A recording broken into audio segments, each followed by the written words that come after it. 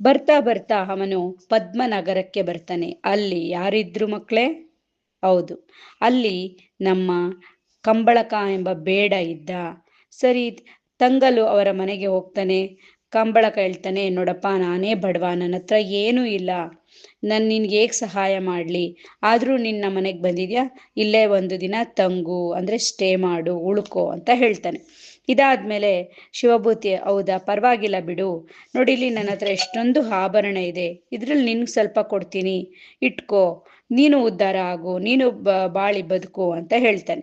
ಇದನ್ನ ನೋಡಿದಂತಹ ಕಂಬಳಕನಿಗೆ ಅನ್ಸುತ್ತೆ, ಇವನು ಇಷ್ಟು ಬೆಲೆ ಬಾಳುವ ಆಭರಣಗಳು ಹೊಂದಿದ್ದಾನೆ ಅಂದ್ರೆ ಯಾರಿಗೋ ಏನೋ ಮೋಸ ಮಾಡಿ ಬಂದಿದ್ದಾನೆ, ಅಥವಾ ಇವನು ರಾಜರ ಅರಮನೆಯಲ್ಲಿ ಕದ್ದಿದ್ದಾನೆ ಅಂತ ಹೇಳ್ಬಿಟ್ಟು ಆ ಬೇಡ ಏನ್ ಮಾಡ್ತಾನೆ, ರಾಜನಿಗೆ ಮತ್ತು ರಾಜನ ಸೈನಾಧಿಕಾರಿಗಳಿಗೆ, ನನ್ನ ಮನೆಗೊಬ್ಬ ಆಗಂತುಕ ಬಂದಿದ್ದಾನೆ, ಸ್ಟ್ರೇಂಜ್ ವ್ಯಕ್ತಿ ಬಂದಿದ್ದಾನೆ, ಅವನ ಹತ್ರ ರಾಜರು ಬಳಸುವಂತಹ ಆಭರಣಗಳಿವೆ, ಇವುಗಳನ್ನ ತಗೊಂಡು ನಮ್ಮ ಮನೇಲಿ ಉಳ್ಕೊಂಡಿದ್ದಾನೆ, ಅವನನ್ನ ನೀವು ಹಿಡಿಬೋದು ಅಂತ ಒಂದು ಸಂದೇಶವನ್ನು, ಮೆಸೇಜನ್ನು ರಾಜನ ಸೈನಿಕರಿಗೆ ಕೊಟ್ಟಾಗ ಶಿವಭೂತಿಯನ್ನ ಬಂದು ರಾಜನ ಸೈನಿಕರು ಹಿಡ್ಕೊಂಡೊಟ್ಟೋಗ್ತಾರೆ.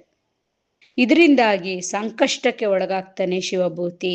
ಶಿವಭೂತಿ ಆ ಪದ್ಮನಗರದಲ್ಲಿರ್ತಕ್ಕಂತಹ ಕಂಬಳಕನಿಗೆ ಸಹಾಯ ಮಾಡಕ್ ಹೋಗಿ ಸಂಕಷ್ಟಕ್ಕೆ ಒಳಗಾಗ್ತಾನೆ. ಆವಾಗ ಅವನಿಗೆ ಹುಲಿ ಹೇಳಿದ ಮಾತು ನೆನಪಾಗುತ್ತದೆ. ಏನಂತ? ಯಾರನ್ನಾದ್ರೂ ನಂಬು, ಈ ಒಂದು ಬೇಡನನ್ನ ನಂಬಬೇಡ, ಇವನು ನೀಚ, ಉಪಕಾರ ಸ್ಮರಣೆ ಇಲ್ಲದವನು ಅಂತ.